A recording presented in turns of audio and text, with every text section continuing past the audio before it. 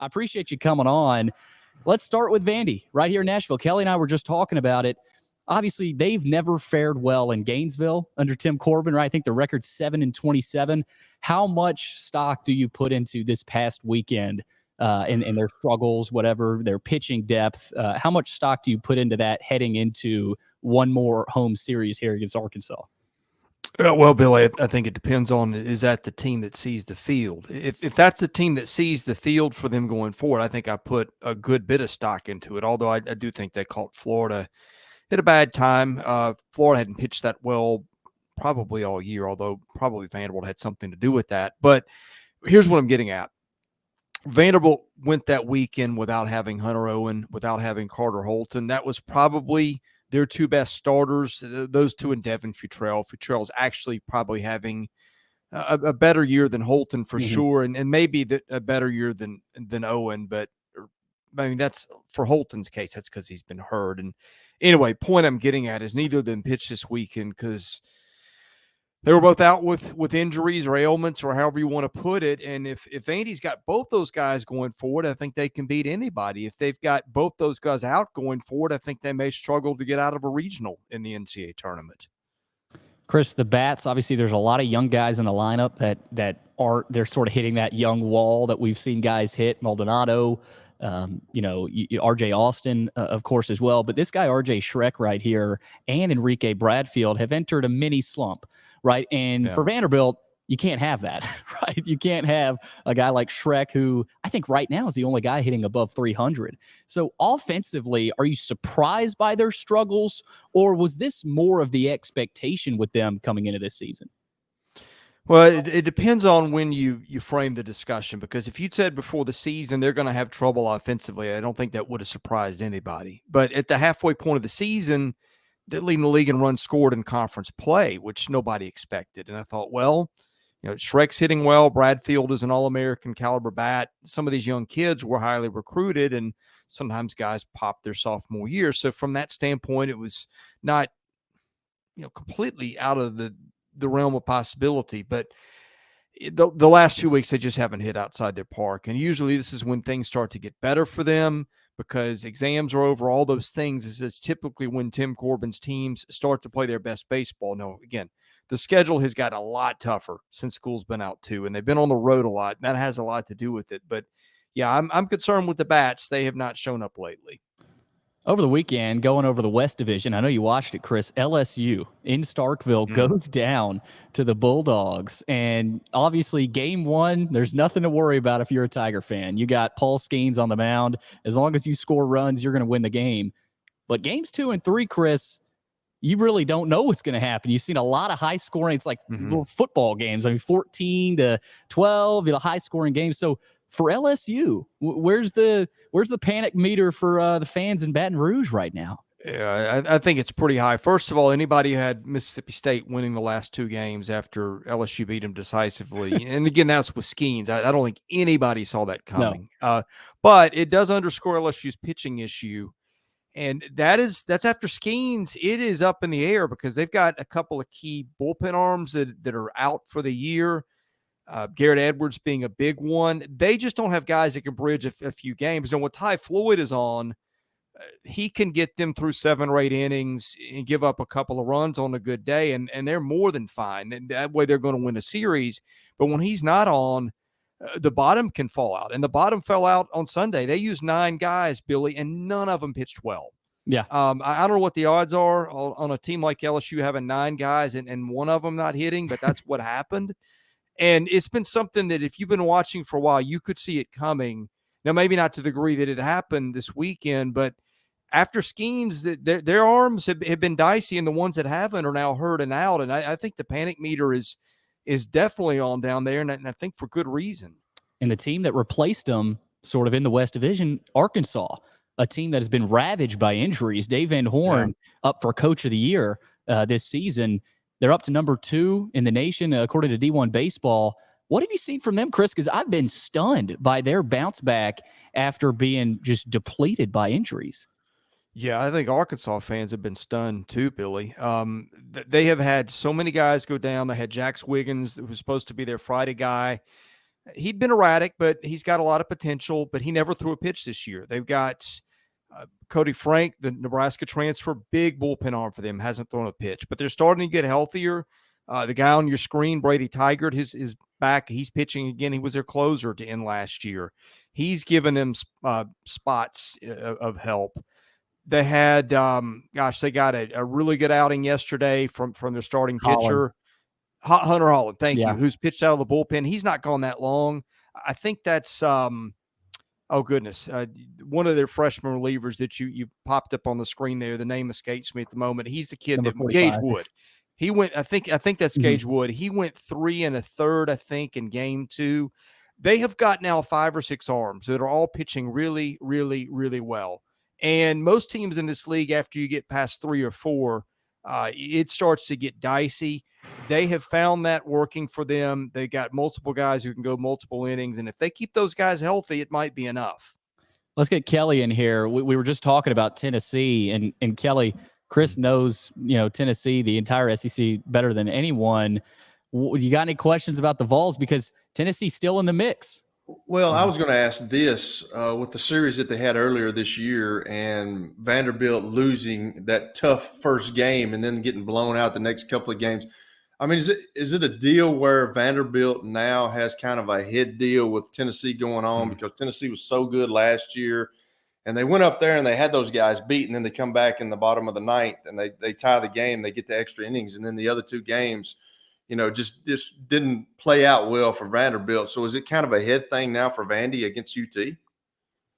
Oh, I think so. I don't think that's unfair. I don't know that for sure, but my guess is it is. The 2 teams that have always been able to get in their head since Tim Corbin's been here. Well, I say always. Florida's always been able to do that under Kevin O'Sullivan. Florida just knows all the buttons to push, the trash to talk, all those things. And I think you're seeing that in Knoxville kind of to a power. Those are the kind of teams that have been rattling Vanderbilt. I don't think it's probably any – I mean, they're both really good teams. It's not just that. But I do think style of play and the ability to get in their heads, I don't think it's coincidental either. Well, you look at UT's home record and then their road record. I mean, is that a head thing as well? I mean, they're like 32-5 on the road, and I think they're 2-11. 32-5 at home. Yeah. And 2-11 on the road. I mean, does that become a mind thing as well? Well, maybe. It's hard to say because I'm not seeing them as much as I see Vandy, obviously. But I will say this, and I'm going to look to my right and read off their road trips. This has been Tennessee's 5 series on the road, although one was coming up against South Carolina, which won't be easy.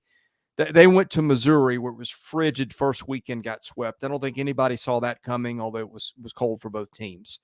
Their next road trip was to, let's see, I believe LSU. Yeah, that's correct. Then they went to Arkansas. Then they went to Georgia, which Georgia's not been great guns, but Georgia swept Arkansas and Athens a few weekends ago. Took 2 or 3 from Kentucky a couple of weekends ago. Georgia's one of those teams that just at Foley Field, for whatever reason, has been really, really tough to beat. No, by the way, that's where LSU goes this weekend. Now, look, I think anytime you've got a home park in play, you got a couple things, Kelly. You've got teams recruit that way, right? They recruit kids with launch angles and all kinds of things, and maybe kids that keep the ball on the ground, what you want to do in Lindsey Nelson Stadium. So I think that's a factor, but I do think that playing on the road in this league has been brutally tough this year. Again, they had some of the tougher venues that you could find. I think that's got something to do with it, and certainly no breaks this weekend as they go to Columbia, South Carolina, right when the Gamecocks are starting to get a little healthier. Yeah, well, we talked about it earlier, but Southeastern Conference is kind of it's the mecca of baseball now. I can remember growing up watching Mississippi State back when Will Clark and Rafael Palmeiro and those guys played. But if you look at it, and anybody can get hot at the right time, but who do you think, like Florida and Arkansas are leading their divisions, but who do you think is the best team and maybe who could get on a run at the end? Man, I'm looking at the RPI this morning. What is it? It's 6 of the top 7 teams in the RPI are from the SEC, which is crazy. Yeah. And I don't think sometimes RPI is flawed. I don't think it's that flawed in this case. So you're looking at when you say pick a team or two, I mean, I could give you a dozen almost. Yeah, yeah. But let me narrow it down a little bit. Florida, if Florida pitches the way it pitched this weekend, some think that's the most talented team in the country all the way around. They've got Hurston Waldrop is their Saturday guy. They got Brandon Spurs their Friday guy. Sproat was hitting 100 this weekend and spotting 2 secondary pitches that were really good. Waldrop was a top half of the first round candidate coming into the season. Couldn't throw strikes. He did it this weekend. Jack Caglione, the third guy, the two-way guy, was hitting 98 and throwing strikes. If Florida pitches like that, your answer could be Florida. Your answer could be South Carolina, because South Carolina, when it was healthy, was pitching really well. We talk about teams that need to have 6, 8, 9 arms. Carolina certainly, when it was healthy, and it was missing 2 or 3 position players too, it looked like at times that looked like the best team in the country to me. Arkansas, for all the reasons you mentioned. LSU, if Ty Floyd pitches well and they figure it out on the bullpen, the bats are good enough. I'll give you a team really off the radar, though. Well, I'll give you 2. One would be Tennessee, and the ballpark scares me. If they're not playing at home, I'm not crazy about their chances, but they got Dolander, they got Burns, they got Andrew Lindsey. They got enough arms that if those guys all pitch well, they can get about as far as they want to go. And the other team's Alabama. I don't think a lot of people have been paying a lot of attention to Alabama, but that's got one of the best, maybe 3 or 4 pitching staffs in the league, top to bottom. It has got a lineup of guys that just hit and are veteran guys. They defend pretty well. I think that's always a recipe when you've got guys that are in their 3rd, 4th, 5th years and have played a lot of ball. That's something you want postseason. And if you want to go a step further, Auburn too. Auburn's got a chance with the weekend sweep to maybe host. Auburn's pitching has really come along. They found a guy in Tommy Vale who's giving them 6, 7, 8 innings consistently. They've been able to piece it together after them. That's a team that's getting better at the right time. I realize I just named almost 2/3 of the league, but that's the league this year. Yeah. It is really, really good. It's really, really good. I mean, it's kind of the mecca of college baseball is the SEC. Yeah. Well, my last question to you is the Alabama deal. You know, they fired their coach. They had all the gambling stuff with the kids. Like, how much has that affected? Has it affected those guys? Obviously, it's affected them some. But, you know, you're talking about, you know, the pitching staff that they got. They could make a run at this thing. But has that affected them that much? I think it has, and that's a think. I had a friend who was down there for that Vanderbilt series 2 weekends ago, and one of the things he said is, I noticed Friday night how loose that bunch of kids was. And that's what I wonder, because that's one of those things where if you're in that spot and some of the stuff that's out there is true, you're thinking, okay, one thing, that the guy that recruited me to this school maybe has betrayed me. And I would think that would have to leave a mark when you're with the guy every day for 2, 3, 4, sometimes 5 years. Does that leave a scar, or is that a thing that just kind of energizes you? And maybe the decisions are different going forward in terms of the arms you use and things like that. You know, I think we got enough questions now about, was Alabama playing to win every game under the previous head coach? Maybe not coincidentally, I think it's lost twice since then. Beat a good Vandy team in its park, and it took 2 of 3 from Texas A&M. The last one being a shutout with, I think, a midweek game and a win against Troy thrown in the middle. Yeah, that to me, again, that was a team that I thought was good to begin with. And now that it's made the coaching change, it's played as well as it's played all year in the 2 weeks since. Real quick, Chris, before we let you go, SEC tournament in Hoover is coming up. Always a fun event for every SEC baseball fan. But I always love trying to figure out what 2 teams are not gonna be in Hoover. So is it set right now? Right, with Mississippi State winning against LSU, they might squeeze their way in. So what does the Hoover picture look like in the bottom half of the conference?